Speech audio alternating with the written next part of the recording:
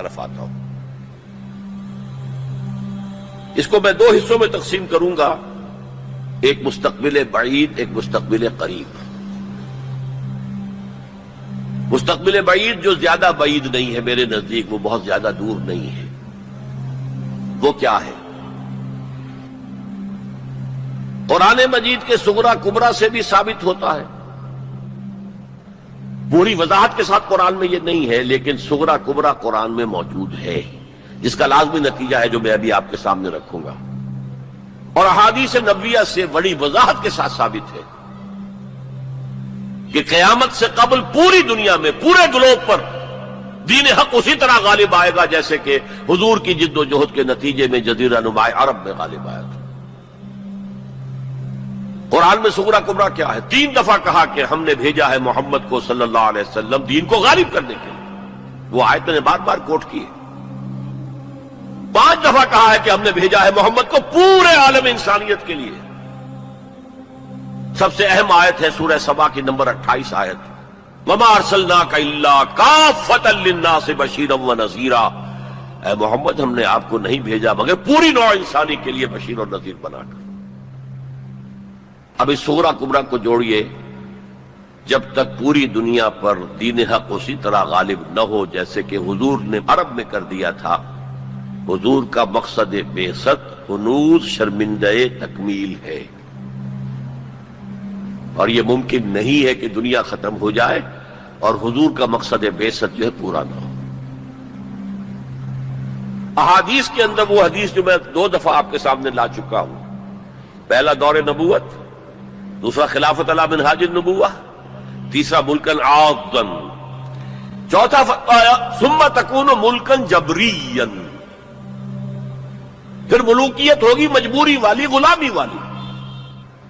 اب میں نہیں کہہ سکتا کہ اس وقت صحابہ نے اس کا کیا مطلب سمجھا ہوگا. یہ 2 ملوکیتیں علیحدہ علیحدہ حضور نے گنوا دی. آج ہم سمجھ سکتے ہیں کہ پہلی ملوکیت وہ تھی جس میں سلاطین اور ملوک مسلمان تو تھے، کلمہ گو تو تھے. پھر ہم ملکہ وکٹوریہ کے غلام ہو گئے. یہ ملکن جبریًا، یہ پورے عالم اسلام کو جو رونق ڈالا تھا کولونیل پاورز آف یورپ نے، یہ اس کی طرف اشارہ ہے. یہ فرمایا یہ دور بھی رہے گا جب تک اللہ چاہے گا، پھر اللہ اسے بھی اٹھا لے گا. And the good news is ثم تکون خلافۃ علی منہاج النبوہ، پھر دوبارہ دنیا میں خلافت علی منہاج النبوہ کا نظام قائم ہوگا. یہ ہے وہ دور جو آنے والا ہے، مستقبل میں آئے گا، لازماً آئے گا. 2 پتنگیں ہیں اڑ رہی ہیں، ان کا پیچ پڑنے والا ہے بہت زبردست. ایک ہے نیو ورلڈ آرڈر جو حقیقت میں جیو ورلڈ آرڈر ہے،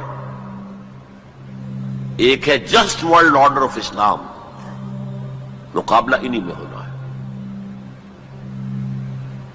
اور نتیجے میں بالآخر اسلامی خلافت گلوبل کی طرف تو دنیا جا ہی رہی ہے. گلوبلائزیشن، یہ ملکوں کے درمیان لکیریں تو تقریباً بے ایمانی ہو جائیں گی.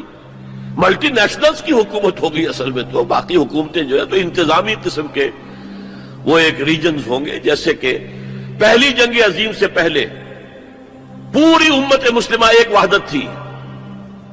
ہاں حکومت یہاں مغلوں کی ہے، وہاں صفویوں کی ہے، لیکن کہیں کسی پاسپورٹ کی ضرورت نہیں، کہیں کسی ویزا کی ضرورت نہیں.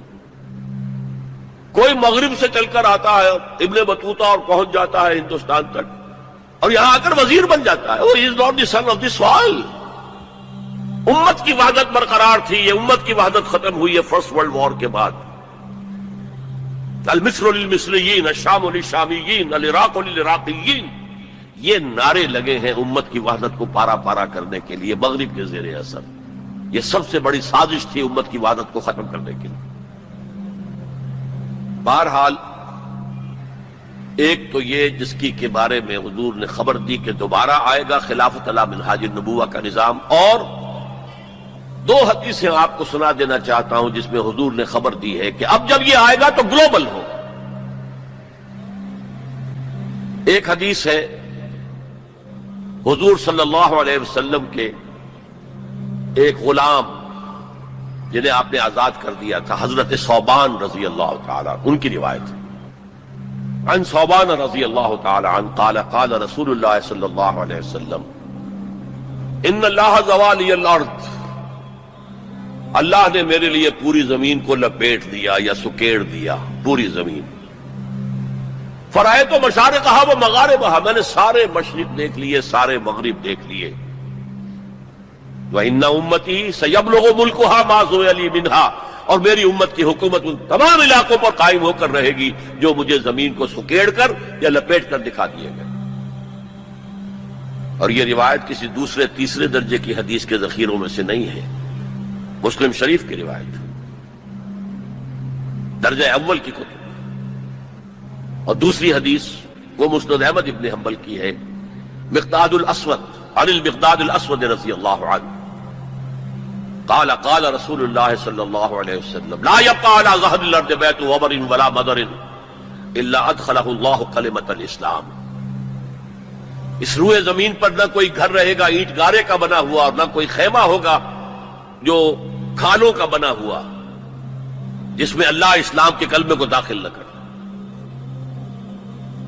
بعز عزیز اور ذل ذلیل، یہ داخلہ دو میں سے ایک طریقے پر ہوگا، یا عزت والے کے اعزاز کے ساتھ، یعنی وہ خود اسلام قبول کر لے گا تو اس کے گھر میں یا اس کے خیمے میں اسلام داخل ہوگا، اس کی بھی عزت ہوگی۔ وَلِلَّهِ الْعِزَّةُ وَلِرَسُولِهِ وَلِلْمُؤْمِنِينَ، عزت کا حقدار تو اللہ ہے، اس کے رسول اور اہل ایمان ہے۔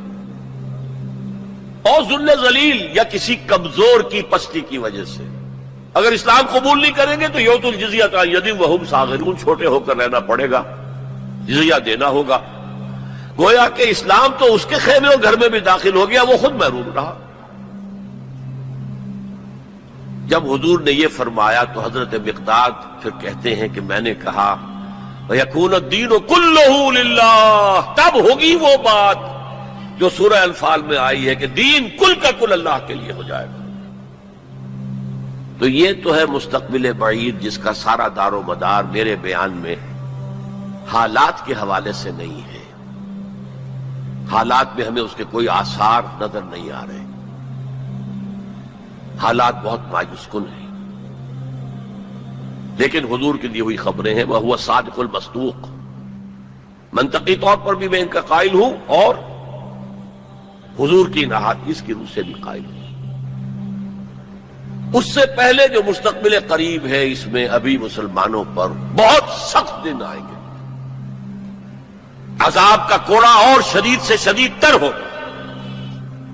اس کو یوں سمجھیے کہ وہ جو حدیث جس سے میں نے بات شروع کی تھی، حزب النعل بالنعل، تو باقی سارے عذاب تو قومن کافی ثابت ہو گئے، ادھر ایشورینز، ادھر کروسیڈرز، ادھر نیبوکڈنیزر، ادھر تاتاریز، ادھر گریکس اینڈ رومنز، ادھر بقیہ ویسٹرن اینڈ سینٹرل یورپ۔ یہ تو صاف صاف نظر آ گیا جو پچھلی صدی میں ہوا یہودیوں کے ساتھ، 6 ملین